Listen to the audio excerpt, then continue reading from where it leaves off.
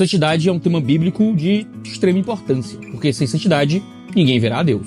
Infelizmente, no entanto, nem sempre a santidade é vivida de maneira correta, ou porque alguns, se dizendo cristãos, não a vivem de forma alguma, ou porque entendem santidade como simplesmente seguir regras, então transformam a santidade em legalismo, ou porque reduzem tudo a moral e bons costumes, transformando santidade em moralidade. Outros, professando fé em Jesus e tendo já um bom tempo de caminhada na fé, estão tão acostumados com aquele status de crente que acabam negligenciando a batalha pela santificação. Diante dessas circunstâncias, é que o livro Santo, Santo, Santo, como a santidade de Deus nos leva a confiar nele, escrito pela J.K. Hill Perry, nos ajuda a entender esse aspecto tão essencial para a vida cristã. A J.K. Hill Perry tem 34 anos, ela é 2 anos mais velha do que eu, e tem contribuído para a fé cristã com seus livros e ministérios de forma muito legal. Ela é autora de outros livros, como Despertar com Deus, 60 devocionais diários, que ela escreve junto com a Susana Klassen. Eu tô louco pra ter minha cópia, tá em pré-venda da Mundo Cristão, você pode dar uma olhadinha lá se você tiver interesse. Dependendo de quando você assiste esse vídeo, pode estar já em venda mesmo, então confere lá, eu tenho certeza que vai ser uma bênção pra você. E outras obras em inglês e em português. É uma autora prolífica, e ela é poetisa, artista cristã, escreve com um tom muito agradável. É aqui nesse livro que ela aborda como a santidade é um dos atributos de Deus que precisa ser mais bem entendido para que a gente tenha uma verdadeira comunhão com Ele. Uma comunhão, de fato, santa. O livro é composto de 7 capítulos, ele tem um total de 143 páginas. Os 3 primeiros capítulos nos ajudam a entender a santidade como um atributo de Deus, ou seja, como algo que não é parte de Deus, mas sim algo que Deus é por inteiro, algo que toma todos os seus atributos. Ela vai dizer que a gente não pode imaginar Deus como uma laranja, como se cada gomo da laranja fosse um de seus atributos, como se Deus fosse uma torta e cada pedaço da torta fosse um atributo de Deus. Cada atributo representa Deus por inteiro. Muitas vezes quando a gente fala da santidade de Deus, parece que é uma santidade que existe a parte do amor, a parte de algum outro pedaço de Deus, e aí os pedaços não se comunicam. Aqui Deus está sendo santo, aqui Ele está sendo amoroso, aqui Ele está sendo justo, aqui Ele está sendo bom, quando na verdade todos os atributos se unem numa unidade, numa simplicidade divina. Então quando Deus age com vingança, por exemplo, Ele ainda é um Deus amoroso. Quando Deus age com amor, Ele ainda é um Deus santo. Não tem como ter um prato de santidade e um prato de amor por outro lado, isso não existe. Deus é santo o tempo todo e Ele é santo por inteiro. Ele é santo por inteiro, assim como é amoroso por inteiro, assim como é justo por inteiro. A Jake nos lembra algo que o saudoso R.C. Sproul já disse, que somente sobre a santidade de Deus nós vemos a declaração de que Ele é santo, santo, santo. Na língua hebraica, é uma forma de enfatizar uma palavra. Em português seria o equivalente a dizer que Deus é santíssimo. Ainda que vejamos os outros atributos de Deus revelados ao longo das escrituras, seja por seus atos, seja pela própria revelação para o seu povo, esse é o único atributo que é revelado de uma forma tríplice. E por isso a gente tem que ver sua santidade como uma coisa especial, distinta daquilo que Deus é. É por isso que ao ler o livro de Levítico, a santidade de Deus é tão enfatizada. O livro de Levítico não é meramente um livro sobre leis e sacrifícios, coisas que a gente nem tem mais que realizar hoje em dia, porque nós já estamos na nova aliança. Levítico é um livro que mostra a grandiosidade da santidade de Deus. Para nos aproximarmos de Deus, após o pecado ter entrado no mundo, todos aqueles rituais eram necessários justamente porque Deus é santíssimo. E é por isso que em Levítico nós vemos repetidas vezes a expressão "sejam santos,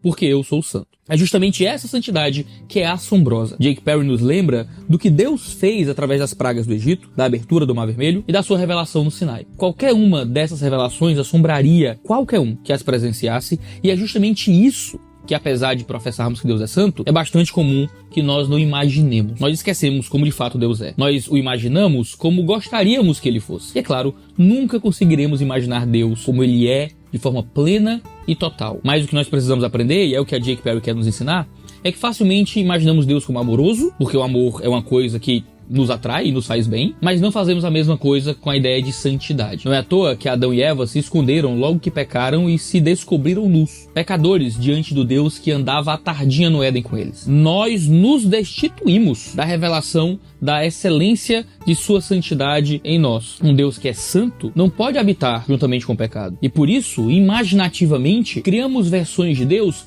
que só são santas o suficiente para dizer que o amamos e que Ele é bom. O Deus verdadeiramente santíssimo não é desejado por corações pecadores não arrependidos. Assim, a J.K. Perry primeiro vai nos lembrando da importância de não negligenciarmos tão importante atributo de quem Deus é. Porque facilmente, ao nos depararmos com o que a Bíblia revela sobre a santidade de Deus, tendemos a amar as coisas criadas e a formar ídolos para nós mesmos que substituam o lugar de Deus. A revelação da santidade de Deus o tornaria um monstro diante do olhar de seres humanos que têm os seus corações corrompidos pelo pecado, quando na verdade somos nós que somos dignos de aversão. Esse livro não possui uma robustez exegética nas suas páginas, consegue lê-lo sem precisar saber de grego ou de hebraico, mas certamente é um livro muito bem preparado, usando a linguagem clara, para que aquele que está no início da fé possa entender quem Deus é e também aquece o coração daqueles que já têm uma boa caminhada de cristianismo, mas que por algum motivo têm vivido no comodismo da vida eclesiástica. Serve também para aquele que precisa conhecer mais sobre a santidade de Deus, para que se arrependa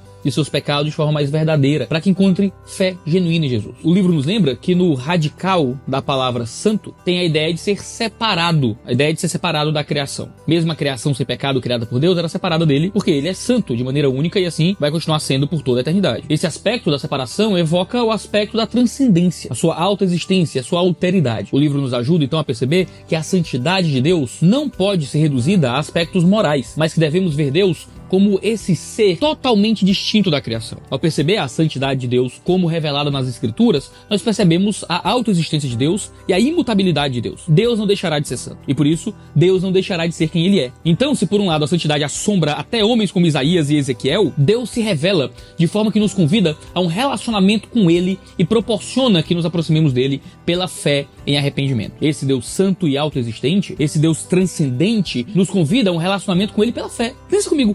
Sendo Deus santo, como a Bíblia revela, não há obra alguma e nenhum sacrifício em si que possa nos capacitar para nos aproximar de um Deus como esse. Deus precisa permitir que nos aproximemos dele, assim como fez com Moisés quando se revelou a ele. Essa aproximação só é possível pela fé. Consequentemente, por Deus ser santo e assim imutável, é que podemos confiar nele para nos santificar pelo seu poder. Confiar nele para que essa confiança nos acompanhe nesse mundo de coisas sempre mutáveis. Nós, seres que mudam de opinião de uma hora para outra, temos agora nele o imutável santo. Lewis Carroll, que deu vida à famosa Alice do País das Maravilhas, tá por aqui. Tá bem ali minha versão de Alice, que quando Alice é chamada para entrar na toca do coelho, ela reflete dizendo o seguinte, olha que citação maravilhosa, não tem como esquecer. Ela diz: deixe-me pensar, será que era eu mesma quando levantei essa manhã? Eu acho que quase posso me lembrar de ter me sentido um pouco diferente. Mas se não sou a mesma, a próxima questão é, quem diabos sou eu?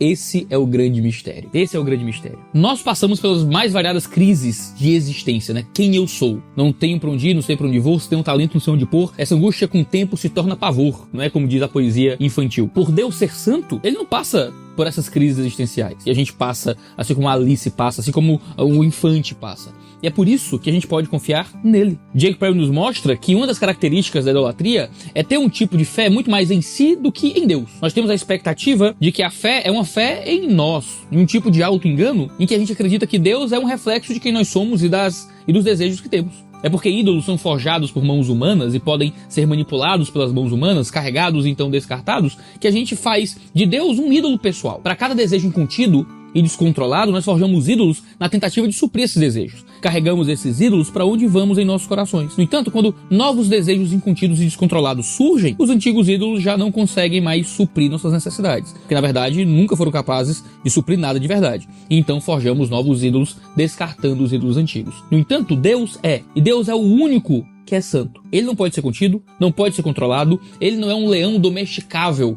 como dizia outro Lewis, o C.S. Lewis, que escreveu Crônicas de Nárnia. A santidade de Deus destrói idolatrias ao revelar nossas carências, nossos desejos de autopreservação, nosso desejo de se proteger, e é justamente por ser santo que ele é o único que pode suprir tudo isso. Jake Perry nos mostra que o processo de idolatria, o processo de formar deuses para suprir algo que está para além de nós, é uma triste ironia, porque a idolatria é a troca do Deus que pode de fato suprir as nossas necessidades por ídolos inúteis que nada podem fazer. Um ídolo só pode ir até onde o idólatra vai. De forma contrária, Deus está sempre adiante de nós. Ídolos só podem ser o que queremos que eles sejam, mas Deus é o eu sou. Ele é o que se revela de forma que não pode mudar e de forma que não podemos controlá-lo. Deus é o autoexistente, é o totalmente outro, como diziam os teólogos do século XX. Não depende de nós para existir, ao contrário de um ídolo cuja existência é imaginária. Mesmo assim, somos lembrados pela autora que esse Deus santo se dispõe a salvar. Ela diz que a salvação corresponde à compaixão divina em ação. O ser divino é o olho do furacão de sua bondade, um vento impetuoso, mas intencional,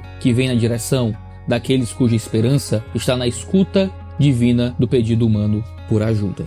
É uma frase muito bonita. E é por isso que ela continua em seu livro dizendo algo muito interessante. Ela diz que quando apresentamos o Evangelho, temos errado ao começarmos com a pergunta: você é pecador? Porque alguém pode muito bem reconhecer seus erros, assumir os seus pecados, sem que isso os aterrorize, porque eles não foram colocados diante de um Deus que é santo. Ela diz que nós devemos primeiro expor a justiça santa de Deus, porque é justamente o que fará o pecador perceber a gravidade do seu pecado. Precisamos reconhecer a santidade de Deus para que possamos reconhecer que somos pecadores. Precisamos ficar assombrados com o Deus Santíssimo, para que vejamos a culpa que temos. A autora mostra vários exemplos para que a gente tenha noção dessa justiça santa. E assim possamos conhecer mais uma faceta da santidade de Deus e reconhecer a malignidade do seu pecado. Assim o leitor avança na sua percepção de como Deus é santo. É aquele velho esquema, né? Para você pregar o evangelho, é Deus, homem, Cristo, a resposta, né? A ideia é sempre começar apresentando quem Deus é, porque aí a gente vai ter uma noção melhor do que o pecado significa.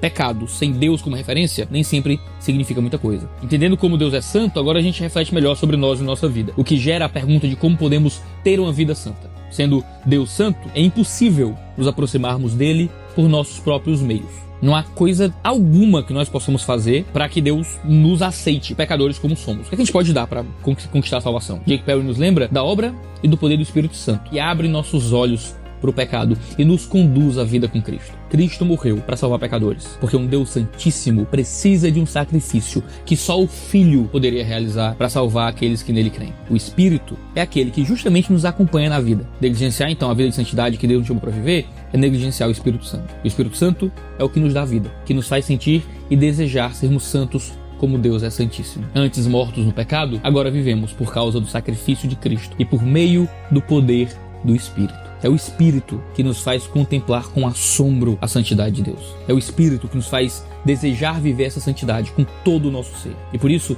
quanto mais vivermos pelo Espírito, mais caminhamos em santidade. Cristo nos deu uma nova natureza, que é vivida pelo poder do Espírito. Assim, ao contemplarmos a Deus, não fugimos como Adão e Eva, mas nos tornamos como Ele é, santo. É por isso que gostaria de recomendar esse livro para você, independente do seu tempo de fé, e ainda mais se você vê Deus como um carrasco maldoso. A santidade de Deus é sim assombrosa, mas ela também é maravilhosa para aqueles que nele creem, por terem sido alvos do seu amor. Esse é um livro que nos leva a contemplar Deus de forma especial para que possamos ser santos e assim aguardar a volta de Cristo para sermos recebidos por Ele em seu reino eterno. É a contemplação da santidade de Deus que nos faz amar menos o pecado e passar a amar mais o Senhor. É a contemplação da santidade de Deus que nos transforma a cada dia à semelhança de Cristo. Sua santidade nos leva a uma satisfação que nos faz viver independentemente das circunstâncias. Podemos ser felizes nele, por quem ele é. Perry nos ajuda a ver a santidade de Deus, nos ajuda a nos livrarmos das dependências e carências doentias das pessoas por meio dele, porque estamos satisfeitos nele. Ela nos lembra que Cristo já venceu a batalha contra o pecado por nós, que Jesus já tornou possível nos aproximarmos do Deus Santíssimo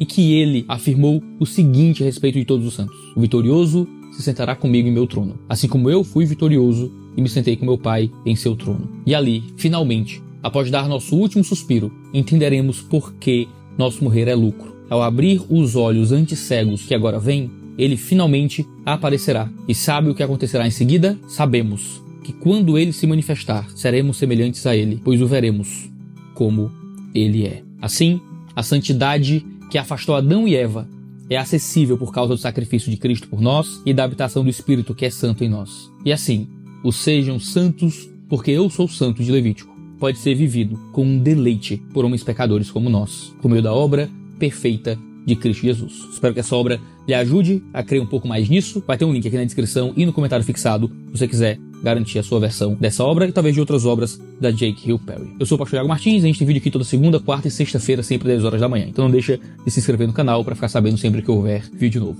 Um cheiro no seu cangote e até a próxima.